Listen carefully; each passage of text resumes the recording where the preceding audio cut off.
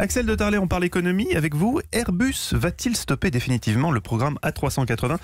La question se pose après de nouvelles annulations de commandes. Oui, l'A380, vous savez, ce très bel avion, cet exploit technique commence à ressembler de plus en plus au Concorde. Donc un très bel avion, mais qui est un échec commercial. À peine 220 Airbus A380 sont en service dans le monde aujourd'hui, ce qui est très peu. Et puis surtout, les compagnies n'en veulent plus. Vous avez la compagnie australienne Qantas qui vient d'annuler une commande de 8 avions. Vous avez Emirates également qui souhaite renoncer à ses A380. Finalement, elle voudrait des avions plus petits, des A350. Il y a très peu de lignes de commandes, ce qui fait que là, la production à Toulouse est au minimum. On est tombé à 8 avions par an, on ne peut pas faire moins. Mais Axel, pourquoi cet échec ? On sait que l'avion est très apprécié, notamment des passagers. Oui, alors mais il est pas du tout apprécié des compagnies. Pourquoi ? En fait, Airbus a fait une erreur d'analyse, une erreur fondamentale. Airbus était contrairement à Boeing, qui n'a pas fait la même erreur, Airbus était persuadé que le trafic aérien, que les aéroports seraient vite saturés et qu'il faudrait de très gros avions pour faire de très gros volumes avec beaucoup de passagers sur ce qui serait devenu des autoroutes du ciel. Par exemple, Airbus était persuadé qu'on allait vers de très grosses lignes entre Paris et New York qui seraient des grands hubs internationaux pour ensuite redistribuer sur le territoire. C'était une erreur d'analyse fondamentale parce que qu'est-ce qui s'est passé aujourd'hui ?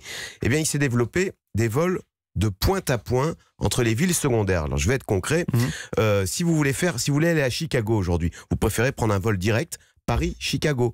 Airbus était persuadé que vous feriez Paris-New York et New York-Chicago. Bah non, les gens préfèrent ne pas faire de changement et prendre un petit avion. Du coup, ces gros avions sont devenus inutiles et ils sont compliqués à remplir. Quand vous vous retrouvez face à un mastodonte avec 500 places, 600 places, vous avez du mal à le remplir et donc les compagnies ne veulent plus de l'A380. Et donc Airbus va arrêter de produire l'A380 ? Bah écoutez, on est là à Toulouse, ils sont au minimum 6-8 avions. Ils espèrent que qu'une compagnie chinoise, parce que là-bas, comme il y a du monde en Chine. Mais parce qu'il pourrait être utile pour certaines compagnies, sur certaines destinations, non ? Enfin, je sais pas. D'abord, cet avion coûte plus cher en termes de kérosène. Et puis, il y a un autre problème, c'est qu'il coûte plus cher aussi également pour les aéroports.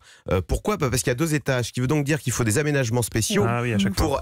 pour faire rentrer et sortir les passagers sur 2 étages. Donc, vous voyez, il pose des problèmes à tout le monde. Le drame, c'est que sauf les passagers qui sont ravis parce qu'il y a moi je l'ai jamais pris, mais il y a un confort, il y a un peu plus de classe. Vous savez qu'il y a un silence à bord qui en devient même gênant parce qu'il paraît qu'on entend ronfler son voisin et que donc ça vous empêche de dormir, alors que dans les bons vieux, dans les bonnes vieilles carlingues, il y a le bruit du moteur et vous pouvez dormir tranquille, le bon vieux DC3 sans être dérangé par les ronflements du voisin. Merci Axel de Tarlet pour cette analyse économique.